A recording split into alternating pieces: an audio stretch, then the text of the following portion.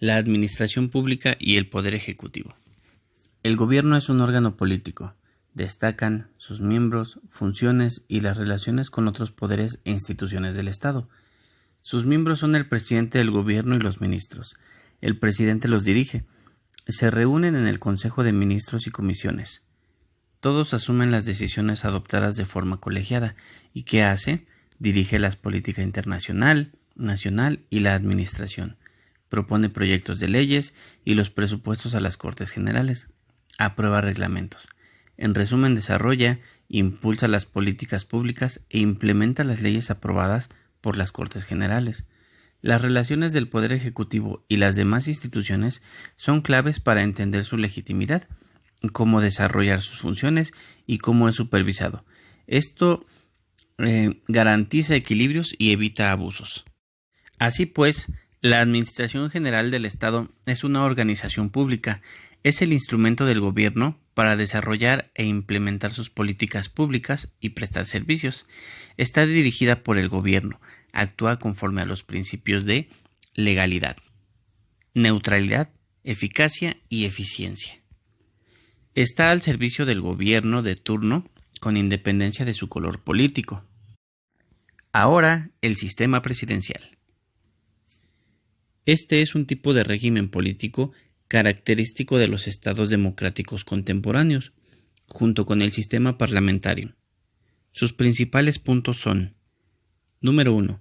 El presidente se elige popularmente. Número 2. No puede ser despedido por votación del Parlamento durante su periodo preestablecido. Número 3. Que el presidente encabeza o dirige de algún modo el gobierno que designa. Este sistema varía según el país y su historia. Ahora vamos con los secretarios de Estado. Es la denominación en algunos países para el jefe de cada uno de los departamentos en que se divide la administración del Estado o gobierno. En general, este es un título que corresponde a altos cargos de la administración. En algunos países puede ser el ministro o en la Iglesia, la curia romana. En general es uno de los más altos cargos en la administración del gobierno en turno. Ahora vamos con el Procurador General de la República, actualmente el Fiscal General de la República. El objetivo es lograr una procuración de justicia transparente y eficaz, preparada para aplicar el nuevo sistema de justicia penal. Se encarga de perseguir los delitos del orden federal. Esto conlleva a que cada vez sea más justo e imparcial. A continuación, facultades y obligaciones del presidente, tal como lo marca el artículo 89. Promulgar y ejecutar las leyes que expida el Congreso. Nombrar y remover a secretarios de Estado. Remover a embajadores, cónsules y empleados superiores de Hacienda. Convocar al Congreso a sesiones extraordinarias por acuerdo de comisión permanente. Optar por un gobierno de coalición.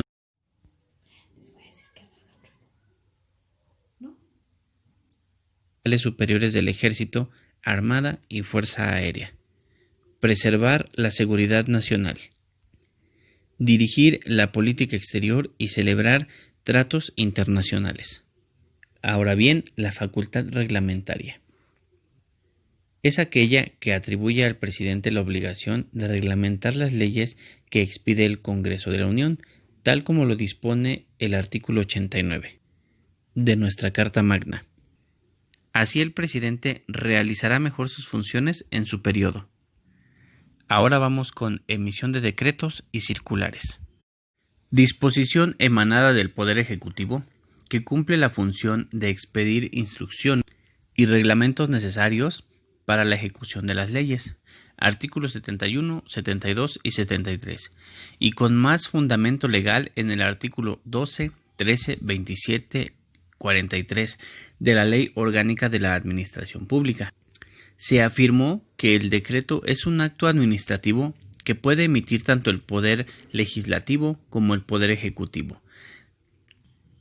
Se entiende por decreto Toda resolución que dicta una persona u órgano investido de autoridad, en ejercicio de sus funciones y en relación a un asunto exclusivo de su competencia. Es decir, expide instrucciones y reglamentos necesarios para la ejecución de las leyes. Los decretos pueden ser legislativos, judiciales y administrativos. El decreto legislativo es una norma autorizada por el Congreso que permite al gobierno que posea la facultad para dictarla. El decreto legislativo se ocupa de una materia específica por un plazo determinado. Para que el gobierno pueda emitir un decreto legislativo, el Congreso lo habilitará a través de una Ley de Delegación del Ejercicio de la Potestad Legislativa, también llamada Ley Autoritativa. El decreto legislativo es una norma con rango de ley. Decreto administrativo. Dentro de los decretos administrativos, la ley y la doctrina los ha denominado por competencia del presidente de la República. Decretos administrativos o del Ejecutivo, decretos del destino, decretos promulgarios, decreto ley y decreto delegado. Los decretos del Ejecutivo son actos administrativos que por su trascendencia y disposición de la ley deben ser refrendados y publicarse en el diario oficial. Por ejemplo, una expropiación, la afectación o desincorporación de un bien patrimonial nacional y la creación de un ente paraestatal. Decreto judicial. Es un tipo de resolución judicial que, sin fallar sobre incidentes o sobre trámites que sirvan de base para el pronunciamiento de una sentencia, tiene solo por objetivo permitir el desarrollo normal del proceso u ordenar actos de mera ejecución. Así bien, la circular debe respetar el principio de la jerarquía normativa en el sentido de que no puede contener disposiciones que sean contrarias a lo dispuesto en las leyes, decretos, órdenes acordadas por la Comisión Delegada del Gobierno, órdenes ministeriales y disposiciones de autoridades y órganos inferiores, según el orden de su respectiva jerarquía. Dentro de estas últimas se enmarcan las circulares. Generalmente, las circulares son emitidas por los órganos administrativos con rango de dirección general. Y ahora vamos con la promulgación de la ley. Es un acto oficial y público por el que la ley queda establecida y se fija de manera auténtica su texto, de manera que los fieles puedan conocer el contenido de las normas que les obligan y cuando la ley empieza a causar efectos. Hay además otros instrumentos para lograr la divulgación de la ley, la catequesis, las cartas pastorales, etc. Pero ya no se trata del acto jurídico de la promulgación. Deben promulgarse, además de la ley formal, otras normas de carácter general, la interpretación auténtica de la ley, pues ésta tiene fuerza de ley, los decretos generales ejecutorios y las prescripciones de los estatus dadas en virtud de la potestad legislativa. Entre la promulgación y la entrada en vigor suele haber un tiempo de vacación de la ley para que pueda ser recibida y asimilada antes de que sea eficaz. El siguiente punto es inspección y vigilancia. El objetivo de esta es vigilar que las actividades de los particulares cumplan con los reglamentos municipales a fin de que no afecte el desarrollo normal de la vida comunitaria. Sus funciones son efectuar visitas de inspección y vigilancia, atender audiencia para permisos de actividades diversas, calificar las faltas de acuerdo al reglamento de inspección y vigilancia, atención a quejas de la ciudadanía, reunión con vendedores ambulantes, llevar a cabo notificaciones a los particulares de diferente índole relacionado con el comercio, asistir y proporcionar reuniones con autoridades de regulación sanitaria y SAT, el retiro de chatarra en vía pública. Esto nos ayuda y obliga a estar al corriente en todo lo relacionado con la sociedad. Ahora vamos con el siguiente punto: sanción por infracción a las disposiciones legales y reglamentarias. La infracción es un acto que comete una persona infringiendo la ley vigente y que tiene como consecuencia una amonestación. Los ciudadanos que cometen una infracción será por haber infringido la ley administrativa. Esto ya que si lo que se infringe es la ley penal, no se tratará de una infracción, sino de un delito. Estas infracciones recibirán una amonestación, que no se trata de penas privativas de la libertad, como sí ocurre con las consecuencias del delito. Por ejemplo, una consecuencia del delito puede ser la cárcel. Las amonestaciones en este ámbito suelen ser económicas. Las infracciones más comunes son las infracciones de tráfico, donde se infringen normas referentes al tráfico vial y que pretenden proteger la seguridad de terceros. La consecuencia más habitual de las infracciones es la multa dineraria. Los tipos de infracción se pueden dividir en las siguientes. Graves. La acción se considera de mayor gravedad y también tendrá una sanción más dura. Menos graves. Leves. Estas infracciones no causan un gran daño y tienen una sanción más reducida. Las infracciones deben cumplir 3 requisitos. Acción. Se necesita un ciudadano que cometa una acción que vaya encaminada a la producción de un resultado, el cual infringe la normativa administrativa, tipificada por la ley. Esa acción debe estar recogida como infracción en un cuerpo normativo. Cualquier persona física o jurídica puede ser responsable de una infracción. Sanciones de las infracciones. Las sanciones son la consecuencia estipulada por ley para las acciones que contribuyen a una infracción. Estas sanciones deben ser proporcionales según la acción realizada.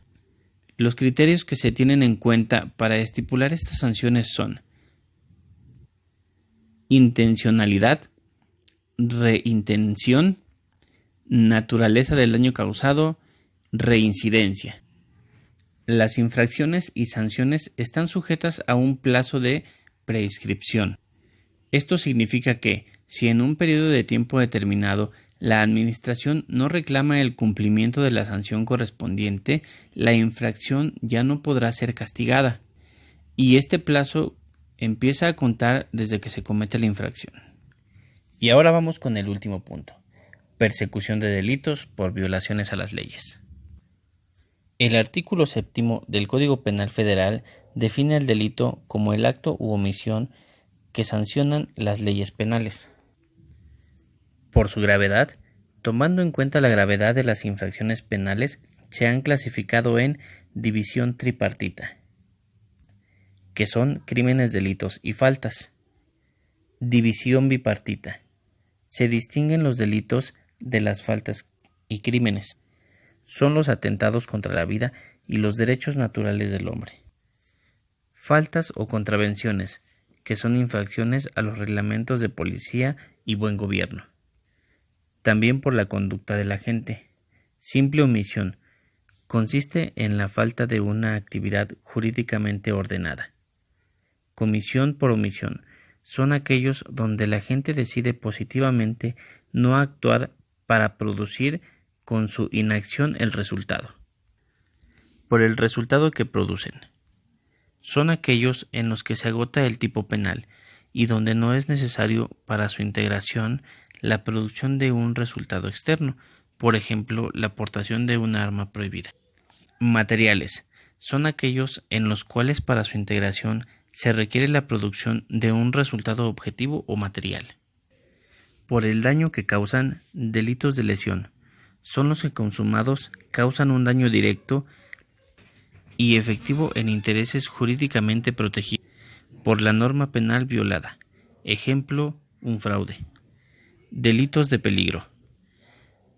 Son los que no causan daño directo a tales intereses para las personas en peligro. Ejemplo, el abandono. Por su duración. Instantáneos.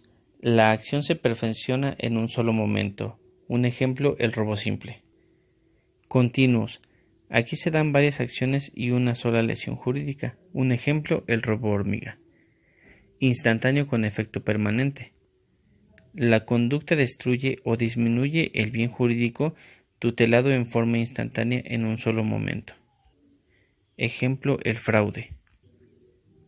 Permanente. Es cuando la acción delictiva Permite por sus características que se le pueda prolongar voluntariamente en el tiempo de modo que sea idénticamente violatoria del derecho de cada uno de los momentos. Un ejemplo, secuestro o rapto. Por elemento interno o culpabilidad. Dolosos. Se obra conociendo los elementos del tipo penal o previniendo como disponible el resultado típico, queriendo o aceptando la realización del hecho descrito por la ley. Culposos. Se produce un resultado típico que no se previó siendo previsible o confiando en que no se produciría, en virtud de la violación a un deber del ciudadano. La ley penal señala que pueden ser intencionales, no intencionales o imprudenciales y preterintencionales. Por su estructura, delitos simples son aquellos en los cuales la lesión jurídica es única, un robo simple. Delitos compuestos. Delitos compuestos. Surge cuando un solo acto constituye más de un delito, por tanto, hay un único propósito de delinquir que produce varios resultados, de los que más de uno constituyen delitos, por ejemplo, robo a casa-habitación. Así pues, las formas de persecución son por querela y de oficio. Por querella son aquellos que producen cuando la parte afectada o su representante legítimo ejerce acción penal contra el delincuente. Sin embargo, en estos delitos produce el perdón en cualquier etapa del proceso. Ejemplo, los que son de carácter sexual, violación, actos libidinosos, estupro, etc. De oficio. Son aquellos en los cuales se debe iniciar una averiguación previa y el procedimiento va a continuar hasta que se dicte sentencia. Aquí no procede el desistimiento por parte del ofendido. Ejemplos es el robo, el fraude, homicidio, narcotráfico, secuestro. En resumen, cualquier ciudadano que cometa un delito o infracción será perseguido por faltas a la ley.